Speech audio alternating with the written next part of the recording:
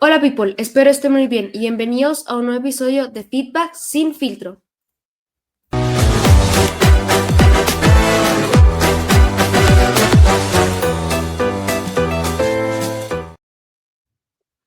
Hey, buenos días, buenas noches, buenas tardes, o lo que sea cuando ustedes Buenas.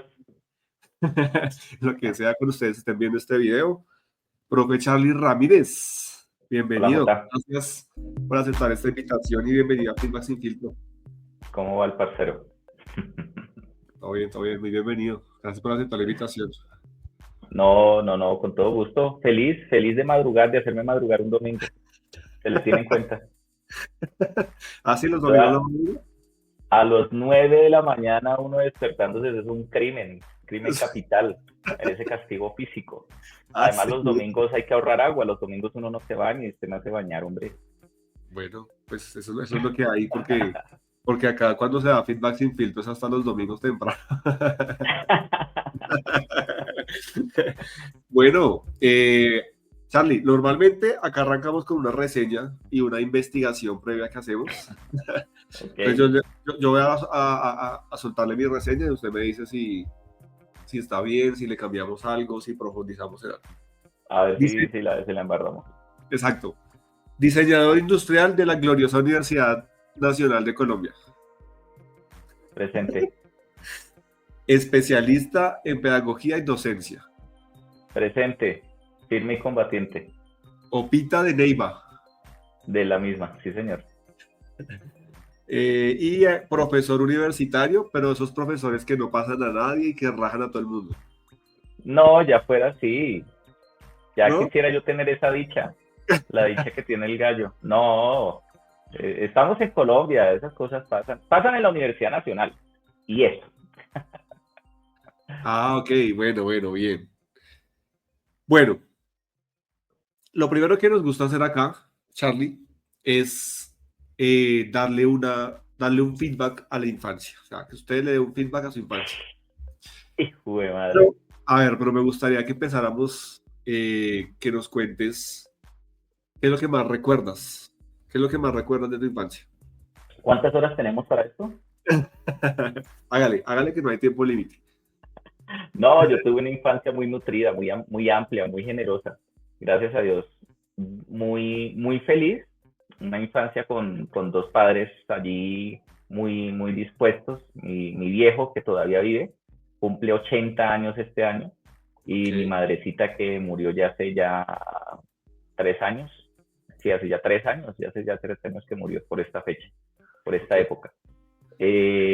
No, bien, súper, con 5 hermanos casposos, 5 hermanos que uno dice, hijo de madre, ¿por qué me tocó esto? Pero pues fueron los que me tocaron. Y nada, yo soy el quinto, el cuarto de 6. El cuarto. No, espera a ver, sí, el cuarto de 6 hermanos, porque las últimas dos son gemelas. Se imaginará una familia numerosa, nutrida. Total. Todos somos diferentes, pero mi abuelita materna, que en paz descanse, cuando llegaba a la casa decía, es que Carlos es toda una mujer en el hogar, ¿Cómo así? porque yo era de mis hermanos, yo era el más casero, el más hogareño. Entonces la felicidad de mi abuela era llegar a verme y a mí me gustaba tener las cosas en orden. Soy obsesivo, me gusta tener las cosas ordenadas. No puedo decir que Ajá, obsesivo, pero sí me encanta. ok. Entonces, mis hermanas menores, las dos gemelas, estaban en la calle jugando fútbol descalzas en la calle, y yo Sí, estaba en la casa barriendo y trapeando, para que se haga la idea. ok. Entonces mi abuela decía, Carlos es toda una mujer en el hogar. Detallitos varios. De resto una infancia muy de la casa, más o menos como hasta los 10 años, muy del campo también. Ok, Pasamos mucho tiempo en el campo, pues en Neiva, dicen que después de Bogotá todo es pueblo, entonces Neiva era un pueblo chiquito. Y me la pasaba mucho tiempo en el campo, en el río. Mi infancia era rico, cada 8 días ir a paseo al río, a pescar.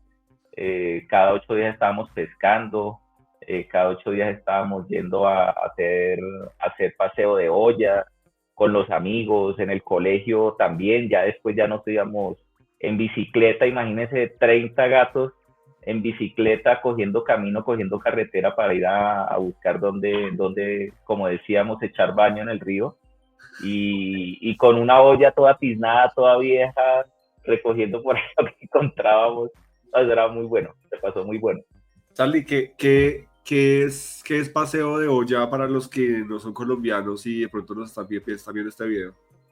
Ah, fue madre, para los que no son colombianos tienen que vivirlo. El Pero paseo de olla.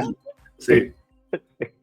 No, si no está en Colombia, welcome to Colombia. Tienen que probar paseo de olla. El paseo de olla es coger literalmente, irse al río, hacer un fogón al lado del río, llevar las cositas, si se puede pescar, se pesca, y de lo que se pesca se almuerza.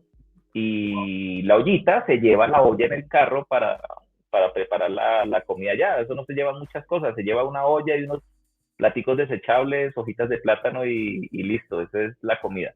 De resto es pasear, fregar la vida, pasarla bueno y ya. Y eso digamos que es un paseo ya típico. Ok. Era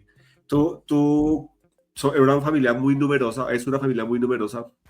Cuando digo era, me refiero a tu infancia, porque eso no es pasado, pero ¿cómo era eso? O sea, ¿cómo era esa dinámica de vida? No sé, cuando iban a salir tantas personas para bañarse o tantas personas para arreglarse. ¿Tus papás cómo ejercían el liderazgo de todos ustedes? Porque pues era un montón de fútbol, de micro. Sí. No, es curioso porque nosotros nos llevamos como hermanos, nos llevamos bastante edad. O sea, mi hermano, el que me sigue, me lleva más o menos unos 10 años. Entonces siempre hay bastante edad. Y entre ellos se llevan entre más o menos 2 años, 1 o 2 años. Entonces nunca estuvimos así como muy cercanos. Pero realmente los paseos de familia eran sobre todo en las vacaciones, final de año y mitad de año. Pero cuando se hacía así, no, cada cual llegaba, mi hijo organice, ya pagó sus zapatos, sí mamá, y si se le olvidaron, le tocó descalzo todo el día. No, mi mamá nos organizaba lo básico, la comida, nos aseguraba la comida, nos aseguraba por ahí los calzoncillos si acaso para el cambio, y ya de resto, no trajo camiseta, bueno, le tocó sin camisa todo el día. Sí, como muy autónomos, como muy independientes. Y así fue la relación también entre hermanos y entre padres, muy, muy independientes. Entonces con mis hermanos, por ejemplo, casi no compartíamos mucho espacio así, más allá del espacio en la casa, más allá de pronto de los tiempos de descanso en la casa, en las noches, el fin de semana. Por lo mismo, nos llevábamos muchas edades, pues cada quien cogía por su lado. Y cuando era vacaciones, pues sí, nos íbamos en grupo y todo, pero pues cada quien por su lado. Y en los paseos de fin de semana, igual. Hay veces nos íbamos 2, 3 hermanos, nos íbamos con mis hermanas, o me iba yo solo, o cada quien por su cuenta. Y con mis padres, mi viejo, el proveedor de la casa, entonces mi viejo era, yo traigo comida, yo traigo lo que necesitan, yo traigo todo, usted encárguese de lo demás. ¿Sí? Entonces, pues digamos, muy independientes cada uno. Y mi viejita, pues mi viejita era la que estaba en la casa, la que estaba al frente de todos, poniendo orden, poniendo juicio. Pero cuando se requería mano dura, ahí fue madre, llegaba mi papá. Entonces ahí sí era todos a marchar fino. ¿Y qué? ¿Te castigaron alguna vez de niño? Pues mire que tengo el orgullo de decir que, bueno, no lo digo yo, lo dice mi mamá, lo dice mi mamá y lo dice mi papá. Sí. A mí nunca tuvieron necesidad de castigarme. Y usted le pregunta a mi esposa, a Carol, ella se ríe y me la montó porque dice, ay no, al que nunca le pegaron. ¿Sí? Y vaya una vez y dice, no recuerdo. Si mientras jugaban fútbol usted estaba en la casa lavando la loza, trapeando y barriendo, le creo. Ahí tengo mi currículum para que me lo compruebe. Pero sí, no, por ahí, una que otra. Sobre todo mi papá, que era muy, muy duro con nosotros, era muy firme. No duro, era firme con nosotros, pero sí castigo, como mis hermanos, la correíta en las piernas y cosas de esas, no me lo gané. Ok. Charlie, ¿usted cuántos años tiene ahora? Uy, bendito, 42, es que ya se me olvida. Ya casi 43. cara no ayuda para que no se acuerde de esas cosas. Sí, la neurona le dice a la otra, vaya usted, dígale usted. Vaya usted. Te lo pregunto porque de la infancia a hoy, pues han pasado un tiempo considerable. Sí. ¿Cuál sería ese feedback que tú le darías que el profe Charlie, especialista y profesor universitario, le daría a ese niño, a ese Charlie de 7 años, 7, 10 años? ¿Qué feedback le darías a él? ¿Cuál sería el feedback? Sí. De los aspectos positivos de esa infancia, resaltaría el aprender de la experiencia de otros, el no tener que cometer el error para aprender. Creo que en eso mis viejos y pues la familia en general nos enseñaron bien y no sé, de alguna manera el ser como tan, no sabía decir si sumiso porque no me consideré sumiso, más bien un poquito, más bien mañotín porque mis papás no sabían lo que yo hacía. Okay. Entonces, pero sí aprender de las experiencias de otros me llevó a evitarme muchos problemas. Entonces, ese feedback que le haría yo a ese niño sería eso, felicitarlo por eso.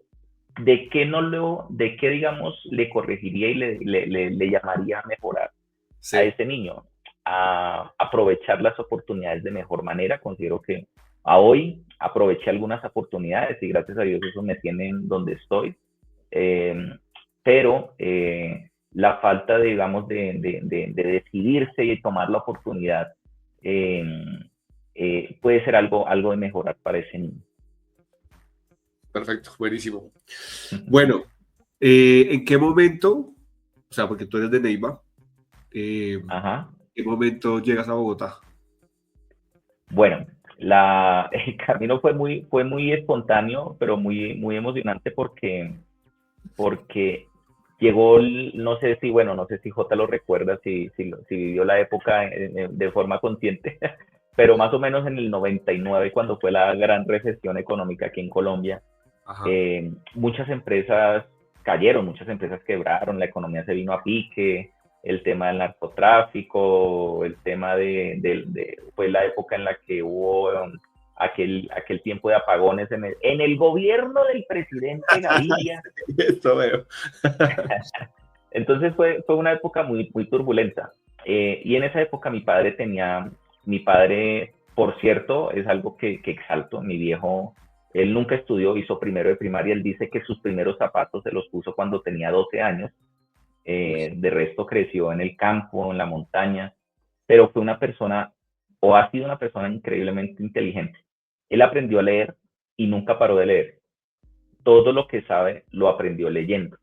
Se volvió técnico electricista al punto que profesionales de universidades importantes iban a consultarlo a él para sus proyectos civiles. Tuvo una empresa bastante buena, digámoslo así, familiar, pero nos fue muy bien en un periodo como unos 10 años en que nos fue bastante bien, gracias a Dios. Y recuerdo que tuvimos, no abundancia, pero sí, no tuvimos tampoco necesidad.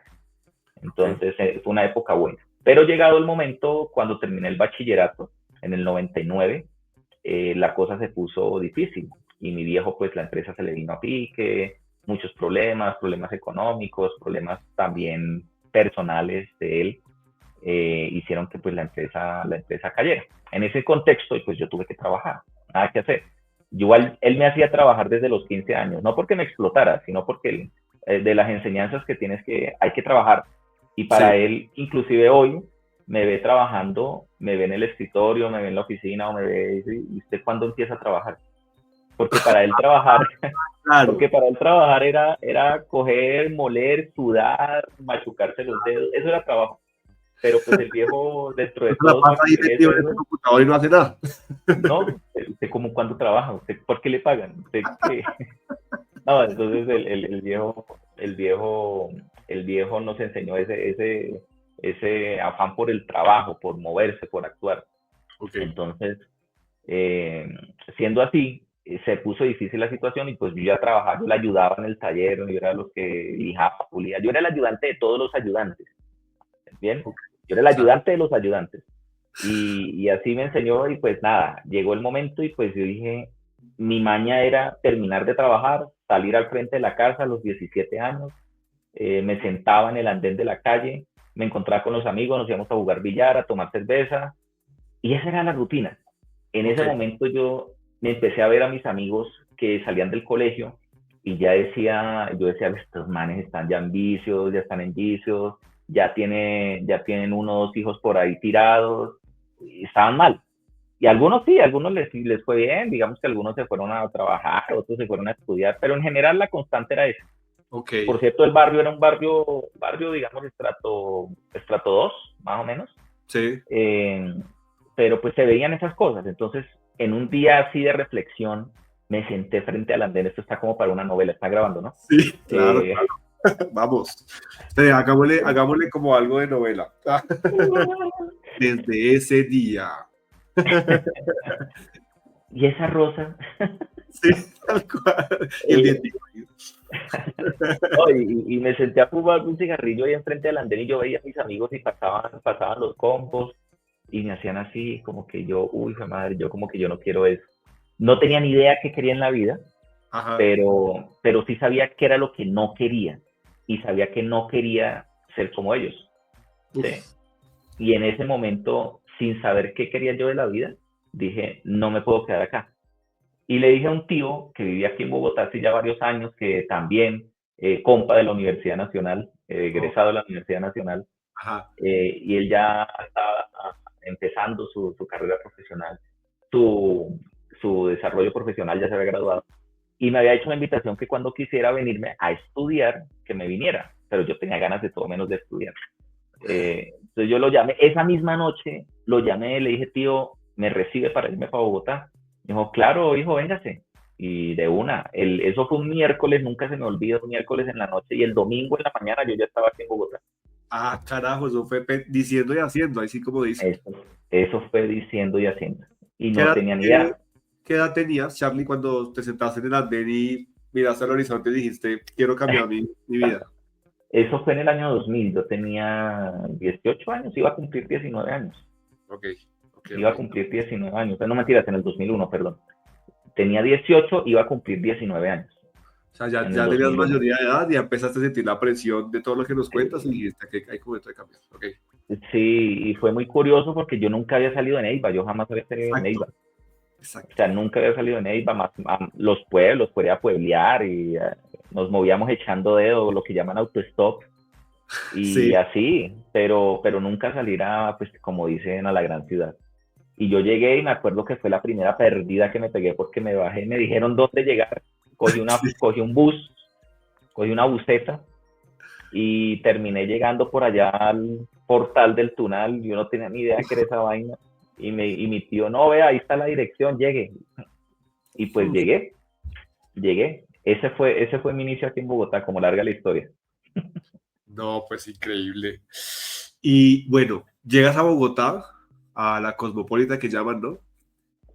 Y qué, o sea, como, ¿qué fue lo primero que hiciste? O sea, ¿qué fue lo que primero hiciste? Porque claro, una cosa es llegar, decir que voy a estudiar, pero bueno, ahí empieza el reto de empezar a generar las posibilidades reales, ¿no? Porque así como tú, hay muchísimas personas que siempre sueñan en llegar a Bogotá a encontrar la oportunidad de lo que sea, de estudiar, trabajar. Bueno, Sí, y bueno, buena pregunta, me encanta que me preguntes eso.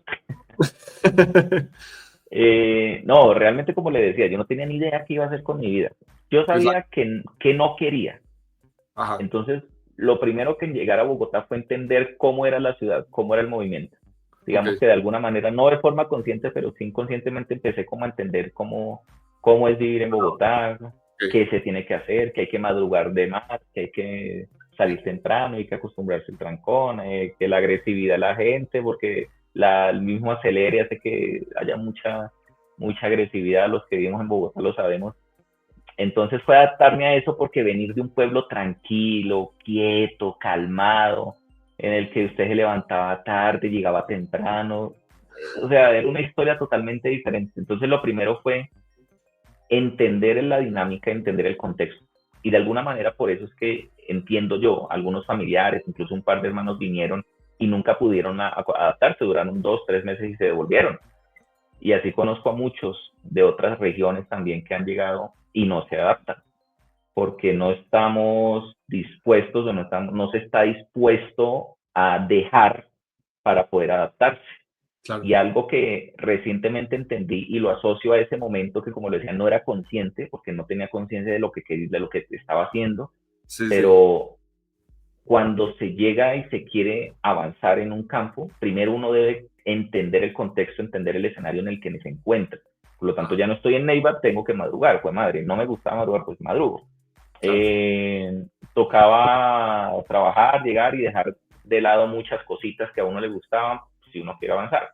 Y lo otro que recientemente asocié es que si uno quiere avanzar, necesariamente hay que abandonar.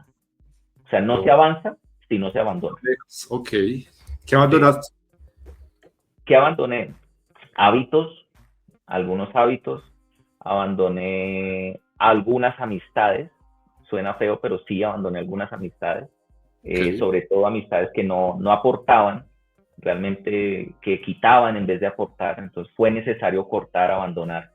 Abandoné el afecto de alguna manera, porque pues como lo contaba al principio, muy de la casa, muy de hogareño, muy de mamá, de papá, fue necesario hacer conciencia y decir, pues madre, me toca abandonar si quiero avanzar, ¿sí? O sea, no puedo estar pegado porque los primeros 2, 3 años era, no, fin de semana con puente, me voy para Neiva, ¿sí? Claro, no, vacaciones, me voy para Neiva, extraño a mi mamá, no. Claro, extrañabas.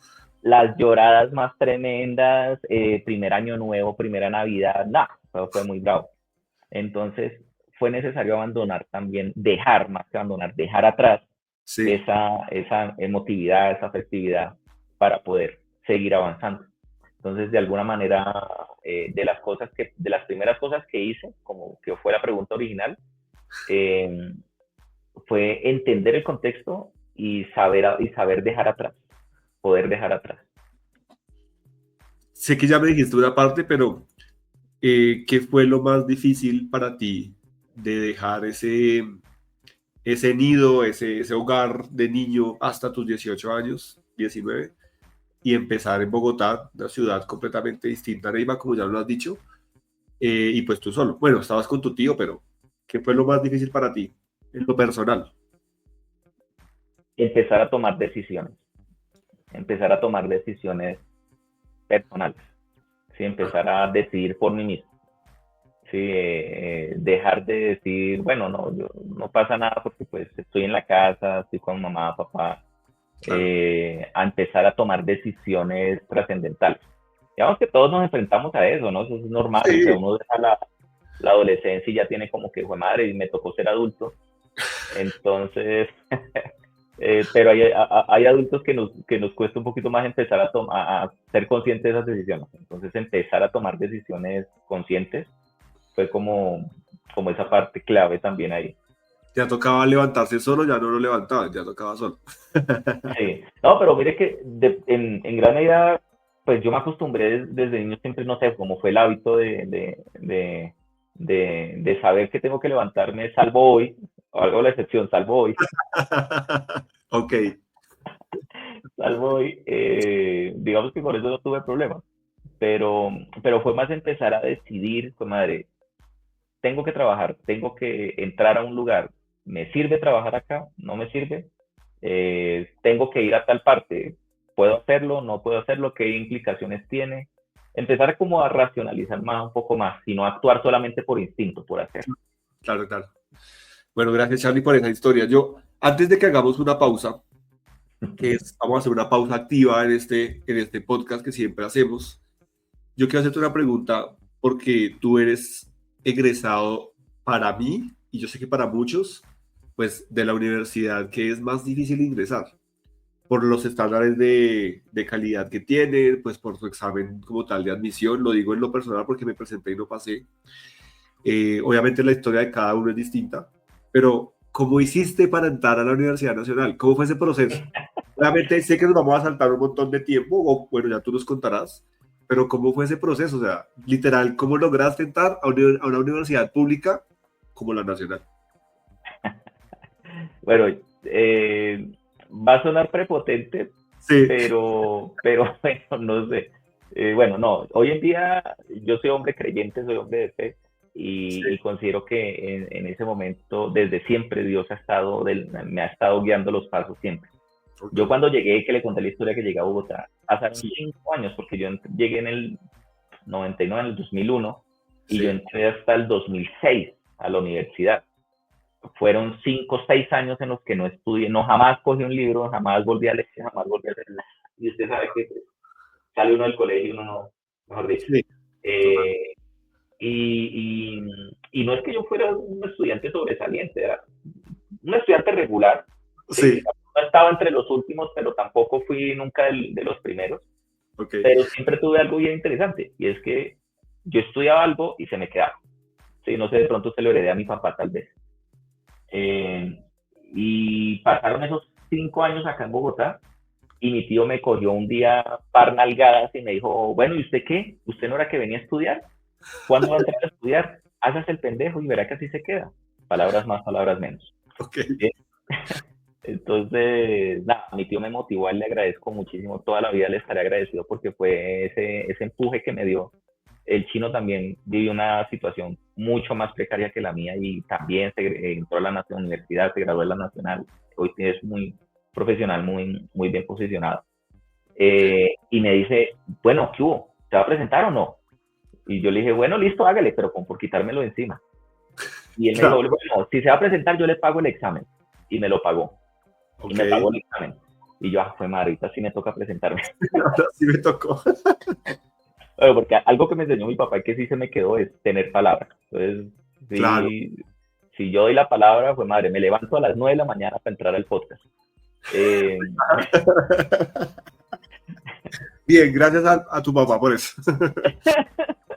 y nada, mi tío me pagó y dije, bueno, ahora sí me toca presentarme. Y yo dije, pues madre, ¿qué preguntan en esta vaina? Yo no tenía ni la menor idea. Entonces me puse a buscar en internet, me puse a preguntar y alguien por allá, algún amigo de mi tío me dijo, váyase para la biblioteca y búsquese un examen viejo del año pasado que hayan presentado, porque eso los publican, es documento público. Ah, ok. Y cogí un cuestionario de la Universidad Nacional y me senté y me lo presenté a mí mismo. Yo, lo respondí, entonces marqué lo que no sabía, seguí adelante y al final dije, joder madre, me lo tiré. Entonces, sabiendo lo que no sabía, me puse a estudiar lo que no sabía. Claro. Y ya, Ah, y eso, pero no, eso fue, no sé, un mes antes del examen, digamos. ok, ok, ok. Y entré, y como le dije, para mi sorpresa, entramos en esa corte, se presentaron, nunca se me olvida, se presentaron para esa carrera, para diseño industrial, se presentaron más o menos 2.500 personas, solo en Uf, Bogotá. Y yo entré en el puesto 15 de 22 estudiantes, en el puesto 15 de 22. Y yo, de hecho, me sorprendió porque cuando salieron los resultados, en ese entonces salían en El Tiempo, no sé si ahorita todavía salen en el periódico. sí, sí, Entonces, sí. claro, 5:30 de la mañana, ahí sí me desperté el día que publicaban los resultados y me fui compré el periódico, papá, y le dije a mi tío, tío, no pasé. Y me dice, muestre. Y yo, mire, es que aquí dice admitidos y no admitidos. No, Ajá, mentira, dice admitidos. Pero yo leí mal, yo dentro de la emoción, yo estaba como claro. que, madre, no pasé. Y me dicen, no sea pendejo, sí pasó. Uy, qué bacano. Qué Y ya, bacano. y me fue muy bien. Entonces, gracias a Dios, entré bien. De hecho, para seguir chicaneando, ese puntaje que yo tuve, esos primeros 15, 20, 10, 15 o 20 puntajes, Sí, sí, sí. aplicaban para medicina. O sea, yo hubiese podido entrar a estudiar medicina, Ah, carajo. porque, porque dentro del puntaje, el puntaje que exigían para medicina, yo lo cumplía. Pero me decidí por diseño. Bueno, hoy eres ya, esa es tu profesión ahora. Habías podido ser el doctor Charlie Ramírez. Sí, sí, sí, sí. Qué interesante. Digo que hiciéramos una pausa porque quería dejar este abrebocas digamos que del inicio de tu carrera profesional. Ya quiero que nos cuentes de pronto algo de cuál es vivir la experiencia de estudiar en una universidad como esa. Pero antes de empezar ese nuevo tema, me gustaría que hiciéramos una pausa con algo que acá llamamos trivia sin filtro. Sí.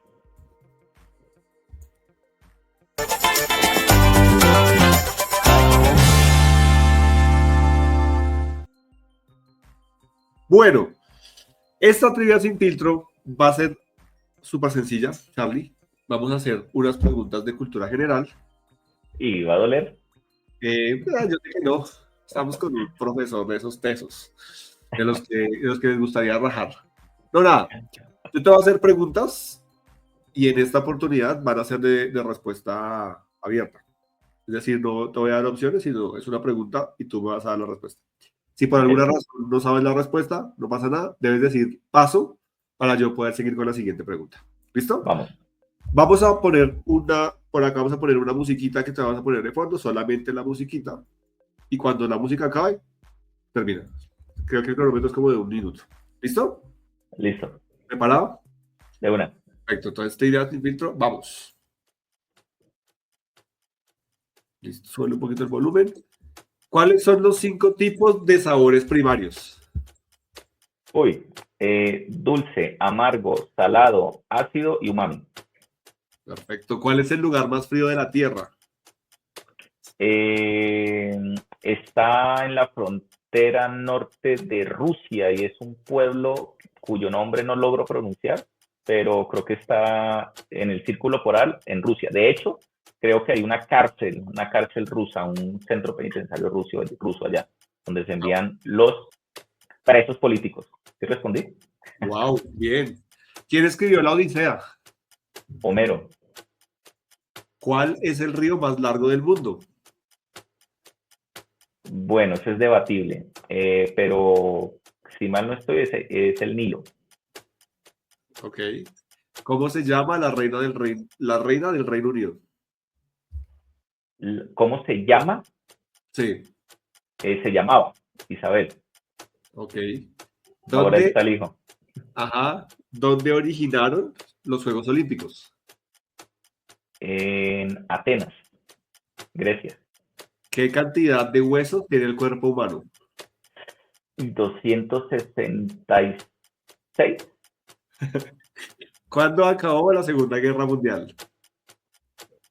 El día de, eso fue en junio de 1945.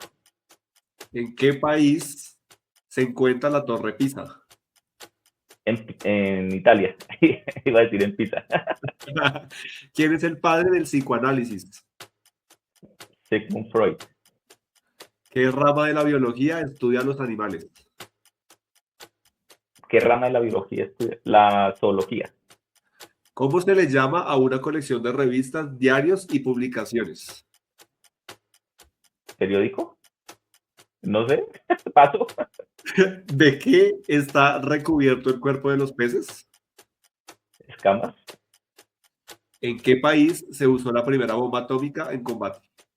En Japón. Perfecto. Hijo de Bueno, madre. a ver, 1, 2, 3, 4, 5, 6, 7, 8, 9, 10, 11, 12, 13, 14 preguntas que te hicimos, solo fallaste en 3. No jodas, estoy grave, estoy fregado. Esa plática se perdió. Bien, bien, bien. Estuvo buena, gracias. Luego te damos el feedback de cuáles son los que te quedaron mal. Eso. Sí, No, sí. realmente no es que son mal, sino la respuesta que tengo acá es muy corta a la que tú diste. O sea, como que el lugar más frío del mundo y hasta el detalle de qué era. Entonces, más que bien, realmente. Bueno, Charlie, ¿cuál es la experiencia digamos que la mejor experiencia que tuviste en la Universidad Nacional? O sea, tú entras a la universidad, obviamente el cambio que ya nos has venido contando de vida, porque tú prácticamente no querías o no estaba dentro de tus planes, o más bien, sí estaba dentro de tus planes de estudiar, que se supone que es venirte a Bogotá, pero ya cuando se materializa, ¿cierto? Pues es diferente. ¿Qué es lo que tú recuerdas? ¿Qué historias puedes contar en esos 5 años de carrera? Bueno, o el tiempo que hayas tenido en la carrera, ¿no? Porque pues en la universidad pública me imagino que dependiendo de muchas circunstancias se puede alargar el pregrado. Y sí, efectivamente se me alargó. No, no, hay muchas, muchas experiencias. Gracias a Dios disfruté mucho la universidad en todos los aspectos, ¿Ok? en todo, en todo. Tuve la oportunidad de tener clases con Mocus, tuve la oportunidad de tener profesores extraordinarios. Sí, Eh, Tuve la oportunidad de conocer el edificio de artes, que era patrimonio arquitectónico del país. Se cayó de lo viejo, pero ahí estudié. Pero hubo muchas experiencias de todo tipo, buenas y malas, de todo. O sea, a ver, por ejemplo, recuerdo que alguna vez, estando como en, no sé, cuarto, quinto semestre, me dio por tomar una electiva y a mí me encantaba el diseño de estructuras, me encantan las estructuras, ok, digamos que es lo más ingenieril a lo que me acerqué en algún momento en la carrera. Y sí. alguna vez vi una electiva que se llamaba diseño de estructuras autoportantes y yo, qué chévere, me metí. El primer día nos pusieron a hacer cálculos matemáticos de estructuras, ese era el diseño. Y yo, No, no jodas, el primer día llegué, duré media hora, me salí y fue mi peor decepción en la vida. Porque yo ya claro. me imaginaba, porque era una asignatura de ingeniería civil, yo pensé que era como arquitectura o algo así, bueno, no sé. Ok. Entonces yo Ish. dije, jue madre, ¿yo en qué me metí? Cosas como esas, pero también tuve una, fue muy curiosa, porque hay una asignatura que se llamaba, también electiva, de ciencias humanas, que se llamaba Goce y Deseo. Y Ok, yo, ¿qué es esta vaina? eso Entonces, sí. y sí, yo, ¿qué es esta vaina? Y todo el mundo cuando la lanzaron, porque eso la lanzaron nueva, y todo era la sensación, no, mentira, se llamaba Sexualidad, Goce y Deseo. Sexualidad, Goce y Deseo. Ok, Y esta vaina, qué vaina tan loca. Y todos queríamos meternos a esa asignatura y era un tema rapadísimo. Y yo sí. logré entrar y fue muy chistoso porque era pura psicología. Así como Sigmund Freud, todos los psicólogos más renombrados, pues entendiendo cómo la sexualidad influye cómo la sensualidad, el goce y el deseo influyen en la naturaleza y el comportamiento humano. Y yo, qué vaina tan bacana. Fue Claro. las mejores experiencias que tuve, porque lejos de ser un tema sexual, lejos de ser un tema morboso o alguna cosa, no, una cosa bacanísima porque digamos que de alguna manera permitió entender a los que la tomamos cómo esos aspectos que hoy en día con la música, con el cine, con todo esto se ve tan, tan golpeado, influyen en el comportamiento de las personas. Y para mí como diseñador fue muy poderoso porque de alguna manera nosotros diseñamos siempre para las personas. Entonces fue de las cosas chéveres. Pero más allá de lo académico, no, se pasó bueno. Tuvimos un equipo de fútbol. Siempre Ah, jugué fútbol, aunque no fui aficionado. Nunca he sido aficionado, pero siempre jugué fútbol. Y lo curioso es que yo no sé si siempre fui el gordito, porque siempre el gordito lo ponen a tapar. Y yo sí, siempre fui el arquero, ¿sí o no? sí. Y siempre fui el arquero del equipo. Y como éramos diseño, teníamos un equipo que se llamaba la Naranja Ergonómica, en honor a aquella naranja mecánica de Holanda, De Holanda, sí, sí, sí. pero éramos ergonómica porque éramos de diseño. Entonces, tuvimos Oh, muchos partidos y fue muy bueno. Partidos en esas canchas de barro, fue más chica salir en peloto casi porque el barro era tan tenaz y claro. los terceros tiempos, no, se pasó muy bueno y buenas amistades, buenos combos, muy chévere, pero también, usted lo dijo, se me alargó bastante, me retiré un año entero me retiré de la universidad porque no di más, Ok. porque pues claramente no pude sostenerme en la Universidad Nacional. Los que no lo saben, se estudia de día y pues quienes estudian difícilmente pueden sostenerse económicamente a menos que alguien los sostenga. Ese no era mi caso. Entonces, los primeros 3 semestres trabajé en restaurantes chinos en la noche, trabajé de mensajero, hacía mandados, planchaba ropa. Entonces, ese ritmo no lo aguanté, entonces los primeros 3 semestres fueron muy duros, al tercer semestre no aguanté y me retiré, Ok. me devolví para Neiva, hice catarsis allá y me devolví y ya ahí se arranqué con toda. Al final, gracias a Dios también me dieron un préstamo beca, que la universidad, digamos, si uno mantenía un promedio creo que era de 4.0, tenía que ser, de 3.8, tenía que ser el promedio, y tenía que mantener ese promedio para que me dieran el préstamo, y era un préstamo con posibilidad de ser condonado.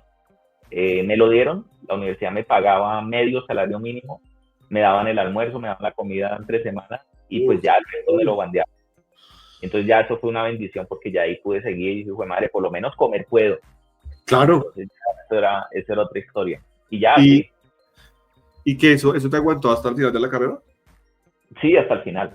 Eso me aguantó hasta el final, hasta mi 9º semestre, antes de empezar la tesis, pero pues nada, ya yo ahí ya trabajaba, ya me defendía, entonces ya, digamos que me pude sostener hasta entonces. Pero sí, fue guerreado, fue difícil, fue duro, pues se disfruta, y lo que se disfruta se deja de ser tan difícil, ¿sí? O sea, la dificultad, digamos, pasa más suave cuando uno la disfruta, sí, cuando uno disfruta lo que hace. Entonces, pues disfruté mucho lo que hice en la universidad, fue muy enriquecedora en todos los aspectos. Me hizo crecer personalmente. Yo siempre molesto a mis estudiantes porque yo les digo que lo que necesitan para mejorar como profesionales es pegar, es realmente joderse, la palabra así cruda, sin filtro. ¿Sí?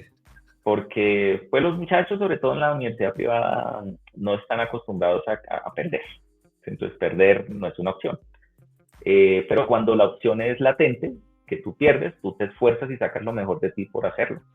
Sí, o sea, realmente cuando la opción está ahí en la puerta, ojo, madre, si no hago mi mayor esfuerzo, realmente mi mayor esfuerzo, pues no la paso. Eso nos hace crecer no solamente profesional, intelectualmente, sino también en lo personal. Claro. Entonces, de las cosas valiosas que resalto de pasar por la Universidad Nacional es eso. Realmente la universidad, incluso los profesores, yo me los he encontrado en otras universidades, pequeñas, grandes, todo. Y realmente no es tanto la universidad, sino el rigor que le exigen a uno, el rigor en el que lo ponen. Entonces es el rigor el que lo hace crecer a uno. Perfecto. ¿Cuál fue, o sea, cómo, claro, terminas tú la carrera, vamos a darle un salto grande, y es cuando empiezas tú a tener esta experiencia tan bacana, y perdón lo coloquial, de ser profesor? Que bueno, para mí es la carrera más difícil. Aquí voy a decir algo que va a hacer que mis colegas me pateen la cara. Yo me decepcioné mucho de mi carrera, pero no de la carrera, sino del campo profesional en Colombia. Realmente el diseño en Colombia es una profesión porque tiende a ser en extremo elitista, en extremo muy elitista, porque pues el diseño, no cualquiera paga diseño, no cualquier empresa hace diseño. Por lo tanto, las personas que se dedican exclusivamente a hacer diseño de producto en Colombia son muy pocas, son muy pocas. Entonces yo les digo como las bebés, son las divas, pues, sí. Y todos quieren ser divas. Entonces, desde que entran a primer semestre de la universidad, todos son divas, ¿no? O sea, yo soy lo máximo, yo soy diseñador, por encima de mí no hay nada, ¿sí? Por encima, más grande que yo la tierra y la estoy pisando. Entonces, cosas como esas se ven. Entonces, por ejemplo, en el diseño de productos se ve mucho eso. ¿Sí? Entonces, el diseñador es la diva. No sé si recuerdan a Betty la Fea, no sé si recuerdan a Hugo Lombardi. Sí, a Lombardi. Algo por el estilo. Entonces, eso es como el extremo de diva del sector. Pero el otro extremo es el desprecio por el trabajo. Sí, el desprecio pues porque usted como que es capaz de hacer todo, entonces haga de todo, pero pues le pago lo poquito porque pues usted no es ingeniero, usted no es, principalmente le dicen a uno eso, ¿no? O sea, uno es diseñador, entonces tiene que hacer muñequitos en el computador. Eso es como el otro extremo, ¿no? Sí, entonces claro. uno busca, digamos, trabajo, y por un lado le piden que uno tenga su especialización en Italia, que tenga su posgrado en no sé qué vaina, sus 10 años de experiencia, sus referencias pues con las mejores empresas. Y por el otro lado, le están ofreciendo a uno el salario mínimo y un poquito más, ¿sí? Entonces son extremos que realmente me decepcionaron mucho del campo profesional más que de la profesión, porque yo amo el diseño, pero me decepcionaron. Entonces trabajo un tiempo, por ahí tengo un parcero, un amigo, un partner, un flecha, que me enganchó en mi primer trabajo porque duré más de un año para conseguir mi primer empleo después de que salí de la universidad. Sí, Sí, entonces ese primer empleo fue de auxiliar de bodega, aquí sin filtro. sí, ¿Sí? claro. Y pues gracias a Dios, digamos que de alguna manera fue escalando muy rápido, fue subiendo un poquito rápido y ya, esa fue como mi primera experiencia como auxiliar de diseño, una empresa de textiles. ¿Sí? Sí, Y pues ahí hubiese podido seguir un poco más, pero lo que le digo, las condiciones son difíciles, el pago, no hay buena remuneración, en fin, pero siempre tuve la vocación de enseñar. De hecho, antes de salir de la universidad, entré a un grupo de investigación en la universidad y ahí tuve la oportunidad de tener como mis primeros dirigidos, pues ok, ya como investigador junior. Entonces, sí, pues tenía los chicos que venían a hacer investigación, entonces digamos que fue como chévere. Y eso fue como los primeros pasos. Y ya después de eso, yo dije, pues a mí como que me gusta. Sí, siempre lo tuve ahí adentro, como que yo, venga, me gusta. Y mi motivación no era tanto el tema económico, sino poder retribuir un poco de lo que yo mismo recibí. Entonces, exacto, para mí la motivación de ser docente, de la docencia, es esa posibilidad de llevar a otros a cumplir el sueño o a cumplir sus propósitos profesionales. Entonces, de alguna manera yo logro que alguien que como Joti, como yo, que sabemos que nos costó llegar a adquirir nuestra profesión y llegar al punto donde estamos, poder apoyar a otros y llevarlos y orientarlos, más que darles conocimiento, llevarlos por el camino y encaminarlos, como que darles el empujoncito, eso es motivador y realmente para mí esa es como la motivación que yo siempre tuve, poder retribuir y poder llevar a otros que están empezando a que salgan adelante en sus propósitos. Esa fue como la motivación principal que tuve. genial. Y bueno, ya siendo profesor, ya dando clases a nivel universitario, entiendo que también a nivel secundaria, ¿tienes algún, o si actualmente, porque sé que todavía sigues dando clases de posgrados y demás, tienes como algún, yo lo llamé ritual, no sé si sea ritual la palabra correcta, pero ¿tienes algún ritual o algún esquema dentro de tus clases que tú digas, esto siempre lo hago y es como el modelo que yo uso para desarrollar la clase? Sí, sí, pero le faltó decir desde preescolar. Ah, hasta preescolar también. Sí, porque en algún momento, bueno, mis primeros pasos en la docencia fue en la formación técnica en Ok, un colegio, como sí, profesor de colegio, en 10º y 11, pero enseñando formación técnica con el SENA. Entonces fue ahí entre el SENA, Alianza SENA y colegio, ok. y la media. Pero en algún momento me tocaba realmente, porque era un deber ahí que le decía a uno la coordinadora, bueno, el profesor tal de quinto de primaria no vino hoy, váyase a cubrirlo. Y así, Uy, no, entonces pasé por cuarto de primaria, quinto de primaria. Una vez se accidentó una profesora de preescolar, de integrales, y me mandaron a cubrir niños durante medio día, pero eso para mí fue una eternidad, fue el día más eterno de mi vida. Cubrir claro, a 30 niños, el más grande tenía 6 años, no. uy, bendito. Yo siempre, mire, yo le hago así, admiro a las profes de preescolar. Ellas Total. son para mí lo máximo en educación, en docencia, las docentes de preescolar. O sea, usted me pone a mí al doctor más teso pues, del universo y no le da la talla a una profesora de preescolar. O sea, las mujeres son extraordinarias. Total. O sea, total, admiración total. En fin, pero me perdí de la pregunta. No, Me desvié. no, pues si empezaste desde preescolar y ahora das clases de posgrado, me imagino que Ah, ya, tu método está claro. ¿Y cuál es el método que usas como para desarrollar tus clases? listo. Lo primero que yo hago, y mi método siempre es entender cuál es el tema que voy a dar. Pues mi campo es el diseño, el desarrollo de producto. Ahorita llevo ya 3 años largos enseñando en ingeniería industrial, diseño de producto, que es una rama de la ingeniería industrial, una línea. Ajá. Eh, entonces, lo primero que yo hago, pues es, digamos, entender cuáles son los temas que por currículo se deben dar, se deben impartir. Eh, y con base en eso, miro pues la estrategia que voy a seguir. Pero más allá de la parte metodológica en la preparación del currículo, en la preparación, digamos, didáctica de la clase, mi rutina es entender el grupo. Entonces, primero, conectar con el grupo. Claro.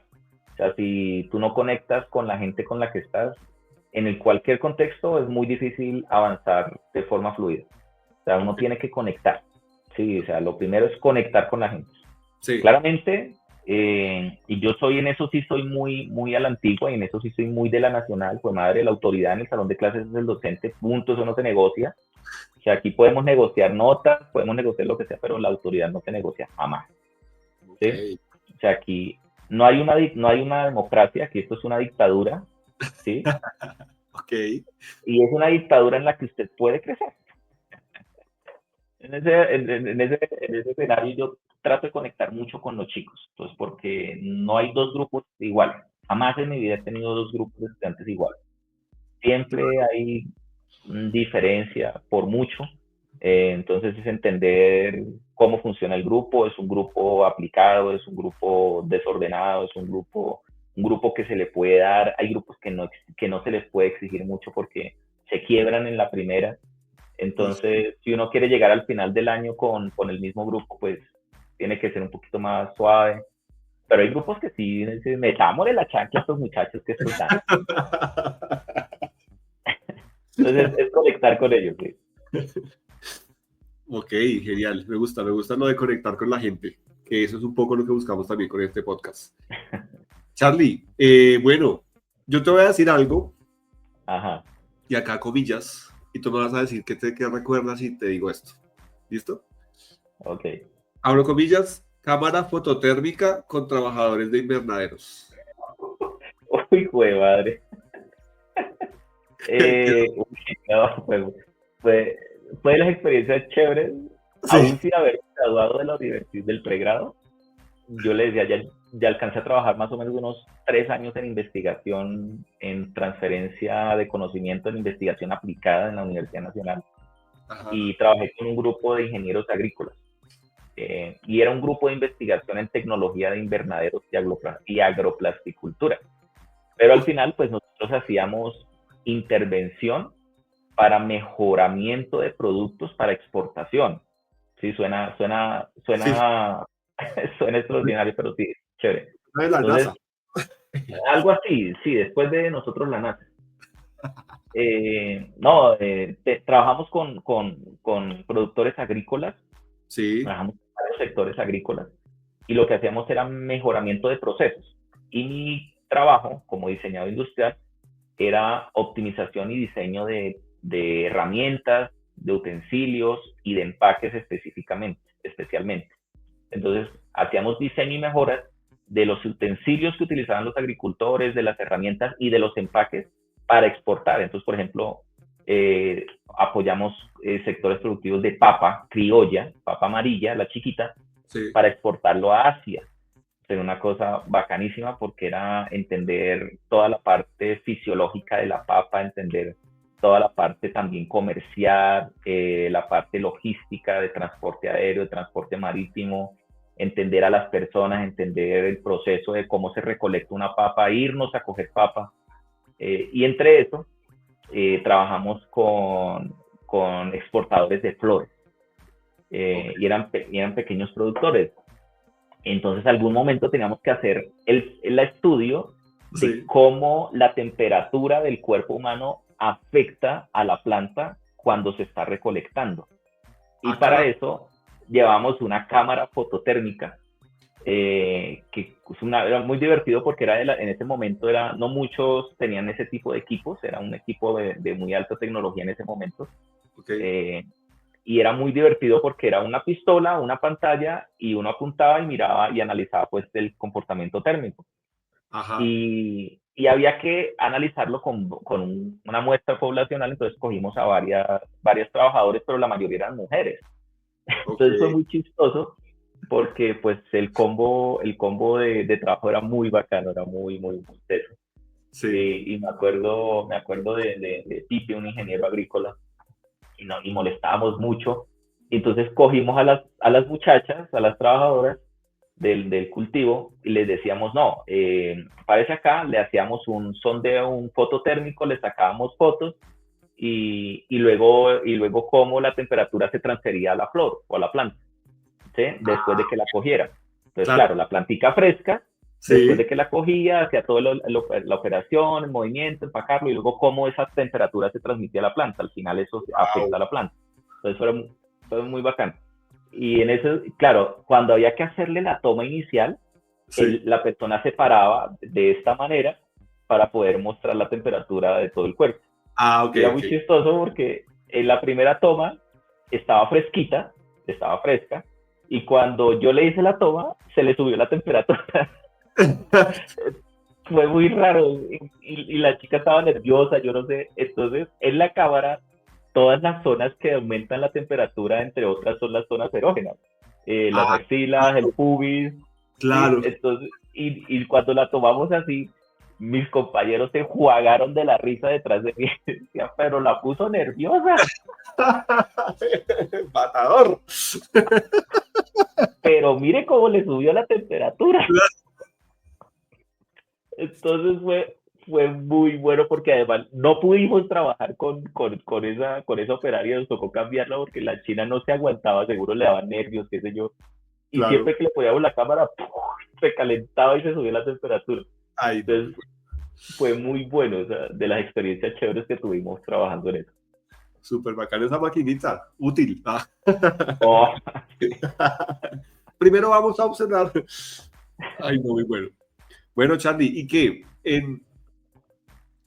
Normalmente en el contexto del podcast, que pues es el feedback sin filtro que en todas las profesiones se ve, uh-huh. nos gustaría saber desde la óptica que tú tienes como profesor, ¿qué feedback, cuál ha sido el mejor? Llamémoslo mejor y llamémoslo peor feedback que tú has recibido de un estudiante. De un estudiante hacia mí. Uy, recuerdo dos. Sí, Recuerdo unos estudiantes nocturnos, que los muchachos, yo les di duro, tengo que confesarlo, les di muy duro, les daba muy duro. Pero pues los chinos agradecían, los pelados agradecían porque decían, fue madre, yo no sabía que yo no sabía que yo podía dar más. claro. Y alguna vez me cogieron así saliendo de un edificio, y me senté con ellos a hablar, a conversar, porque estábamos esperando algo, y me dicen, profe, yo jamás olvido y agradezco mucho esa forma tan dura en la que usted nos habló, porque en algún momento me entregaron algo mediocrísimo, muy mediocre, y Sí, yo me acuerdo, no me acuerdo bien las palabras, pero palabras más, palabras menos, yo les decía, muchachos, ¿seguros que ustedes quieren hacer esto? ¿Seguros que ustedes quieren dedicar su vida a esto? ¿Seguros que ustedes quieren comer de esto? O sea, porque si ustedes quieren hacer esto, yo les digo, se les ven más ganas de vender dulces en un bus que de hacer lo que están haciendo. O sea, porque vender dulces en un bus, están perfectos, háganle, arranquen de una vez, pero para diseñar producto no. Y los muchachos se choquearon tanto que yo dije, fue madre, después yo dije, me pasé, me van a demandar. claro, claro. Y no, realmente, pero es que se hacían las cosas como, voy a entregar esta vaina. Sí, sí, sí. Entonces conmigo no. Entonces dije, no, muchachos. No, conmigo no. O sea, si lo van a hacer, ustedes cuentan con mi apoyo, yo les dedico horas, si quieren nos reunimos después de clase, trabajamos, pero si quieren hacerlo, si no quieren hacerlo, frescos, pelados, en serio, no pierdan plata, no pierdan tiempo, búsquese otro negocio, mírese lo que debe hacer, pero no pierda tiempo. Y esa noche me dijeron, profe, yo agradezco mucho que usted me haya dicho eso porque realmente me di cuenta que no estaba poniéndole entusiasmo a lo que estaba haciendo. Ese me acuerdo muy bien. Y por otro lado me acuerdo, a ver, he tenido muchos momentos, pero me acuerdo de muchachos también que no lo superaron. Entonces me acuerdo de uno que en algún momento era de esos que siempre se salía por la tangente. ¡Jue madre! ¡Qué man tan hábil! Supremamente hábil para defenderse, ¿sí? Perezoso, flojo, llegaba tarde a clase, pero yo nunca entendía por qué llegaba tarde a clase. Y en algún momento lo abordé y le dije, hermano, usted siempre llega 1 hora tarde a una clase de 2 horas. Y me dijo, entonces me contó su historia, me dijo, profe, lo que pasa es que yo trabajo en abastos, cargo bultos en abastos, me levanto a las 2 de la mañana, trabajo hasta las 6 de la mañana, luego me voy para la casa y tengo un trabajo en la tarde, y del trabajo me vengo para la universidad. Y el chino no era tan malo, el chino realmente era bueno. El chino era muy bueno. Y ese para mí fue una bofetada, porque yo decía, jue madre, este man a duras penas duerme, come, y aún así llega. Y no falla, llega tarde todas las noches, pero nunca fallaba. Y siempre presentaba. Era tan descarado que me entregaba al día siguiente la entrega del día anterior. Y yo decía, no, hermano, este man se pasa. Pero era muy bueno. Entonces para mí fue una bofetada, porque de ahí, yo creo que de ahí para acá, tuve que aprender a conectar con la gente, a entender a los muchachos. Entonces muchas veces no es lo que uno ve en el momento, siempre hay algo de fondo. Entonces cuando uno logra conectar con eso que está de fondo, logra generar una buena relación con el estudiante y logra uno sacarle más. Y pues el propósito de uno como docente debe ser también sacarle más, sacarle esto que el estudiante no sabe que puede dar. Sí. Entonces eso para mí fue muy, sí, me hizo reflexionar mucho y me hizo ajustarme mucho. Y de ahí para acá yo creo que entendí que lo primero que yo voy a hacer es tratar de conectar con la gente. Sí, a generar empatía antes empatizar. o de cierta forma empatizar con la gente para poder saber el fondo de todo. Excelente, Sí. Esa historia está brutal. Para finalizar, hay algo que nos gustaría que, bueno, pues digo, desde tu percepción de docente, le puedas decir a los estudiantes que están escuchando esto, que escuchan el podcast, o a un profesional que escucha el podcast profesional, cuando digo, puede tener posgrados, maestrías, ¿cierto? Y unos niveles de educación muy superiores, pero tú desde tu óptica de profesor, ¿qué les dirías hoy a esas personas que están estudiando? O sea, como cuál puede ser el feedback, y acaba me gustaría que fuera un feedback que tú sí puedas hacer en este espacio. Porque tú lo decías al principio y era como, ojalá yo pudiera rajarlos a todos. Pero por el modelo de educación de las universidades privadas o por el modelo de educación público, por lo que sea, me imagino que a ustedes como docentes les tocará de cierta forma adaptarse a ese modelo sin poder hacer lo que realmente uno quisiera hacer para ayudar a la gente que realmente pues, se forme y se eduque de manera correcta. Entonces, ¿qué le dirías tú a las personas que están estudiando ahora en el contexto de, no de diseño, sino desde como tú lo ves como docente? Ok, creo que estaba molestando como el internet. Sí. Ahí como... ¿ya escuchas bien? ¿Qué le dirías? ¿Cuál sería el feedback que tú le darías a los estudiantes hoy? Le escuché entrecortado la última parte, pero bueno, ahí escuchan. Sí. No, tal vez sea acá. Ahí, ya. Sí. ¿Qué le diría a ese profesional? No, es complejo. Sí, ya, ahora sí. Es complejo, sobre todo en el contexto educativo colombiano. Considero desde lo personal que el modelo educativo colombiano está más orientado a que se sostenga el mismo modelo, o sea, está más orientado como a sostener el modelo que a a formar profesionales realmente bien formados. No sé, lo digo porque, por ejemplo, las universidades tienen que cumplir metas, las instituciones de educación tienen que cumplir metas, tienen que cumplir X cantidad de graduados, tienen que cumplir con ciertos estándares, con ciertos puntajes, y de alguna manera eso no se logra porque no se logra siempre.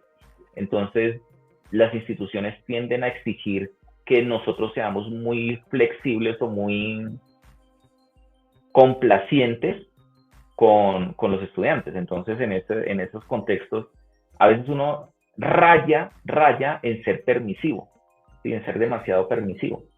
Entonces el reto aquí está en no frenar al estudiante en su desarrollo sin dejar de exigirle. O sea, siempre manteniendo al tope la exigencia. Ajá. Siempre manteniendo al tope la exigencia. Okay. Y eso es difícil para uno, bueno, no es difícil, pero es retador para nosotros como profesionales porque nos exige a nosotros mismos a mantenernos a ese tope. Entonces, claro, siempre mantenernos actualizados, siempre mantenernos al día. O sea, no podemos quedarnos pues con nuestra hoja de vida, no podemos quedarnos con nuestra experiencia, porque pues la información está. Últimamente, sobre todo en el último año, con el tema de la llegada de la inteligencia artificial, yo les digo a mis muchachos, no se trata que usted salga de aquí siendo un experto en este tema, se trata que usted sepa que este tema tiene una importancia y que usted reconozca la importancia de este tema en particular en lo que usted va a hacer en su vida profesional, ¿sí? Porque, por ejemplo, una evaluación, o sea, una evaluación, y lo he hecho mucho, me percato mucho de que los muchachos cogen, lo meten en una inteligencia artificial, estas son las preguntas, genérenme las respuestas, y eso les toma 1 minuto, y en 1 minuto tienen el parcial desarrollado. Sí, claro. Entonces, les digo, ustedes esto lo pueden solucionar si en su contexto laboral usted tiene una situación así, usted sabe que entra a la inteligencia artificial, pone su inteligencia artificial y le da la respuesta. Pero ¿qué va a hacer usted con la respuesta? Sepa usted para qué le sirve. Entonces, de alguna manera es mantenernos nosotros como docentes a tope de la realidad que está viviendo el contexto real, el mundo real, ¿sí? Okay. Y eso nos tiene que mover a pasar inclusive, no por encima, pero sí a superar esas barreras burocráticas del sistema educativo. Buenísimo. Y un feedback que le des a un estudiante hoy, un estudiante que escucha este podcast de pregrado, de bachillerato, de lo que sea, un estudiante. ¿Cuál es el feedback que le darías como docente? Uy, aquí me podría extender mucho, pero voy a tratar de ser lo más concreto posible. ¿Qué le puedo decir? Si usted quiere un título profesional, en San Victorino le puedo decir dónde lo puede comprar. Ajá. Pero si usted lo que quiere es ser profesional, tiene que ser consciente que debe exigirse y debe permitir que lo exijan. Si no lo exigen y si usted mismo no se exige, jamás va a lograr más allá de lo que puede hacer. Porque alguien me dijo alguna vez, profe, valóreme mi esfuerzo, realmente me esforcé mucho para hacer esto. Entonces, si esto fue lo mejor que pudo dar con su mejor esfuerzo, hermano, ya apague y vámonos. Usted aquí no va a pasar, ¿sí? Porque ese fue su mayor esfuerzo. Entonces, que sepa que si quiere ser un profesional realmente y crecer profesionalmente, su mayor esfuerzo nunca va a ser el mayor esfuerzo. Siempre va a haber algo más que usted pueda hacer. No se conforme con lo que hizo. Perfecto. Buenísimo. Gracias, Charlie. Gracias por este espacio con nosotros y por la percepción y la óptica de un docente en el contexto del feedback, que para nosotros es súper importante. Te agradecemos muchísimo haber aceptado esta invitación y para nosotros fue muy bacano haberte tenido acá. Con gusto, Jota. No, fue muy rico compartir este momento. Fue muy rico y fue muy chévere, realmente me gustó. Creo que me desahogué de algunas maneras. Y eso se trata y súper bienvenido cuando tú quieras volver a conversar de algún tema específico que consideres que podamos darle feedback sin filtro a algo. Ese es el espacio para que lo hagas. Con gusto, Jota. Un abrazo. Ustedes, muchísimas gracias por estar acá, gracias por ver esta entrevista. Recuerden que todos los sábados a las 8 de la noche hay un nuevo invitado, un nuevo feedback sin filtro. Síganos en nuestras redes sociales, estamos en Instagram, estamos en TikTok, en X y también, por supuesto, en nuestro canal de YouTube y Spotify. Esto fue Feedback sin filtro. Chao.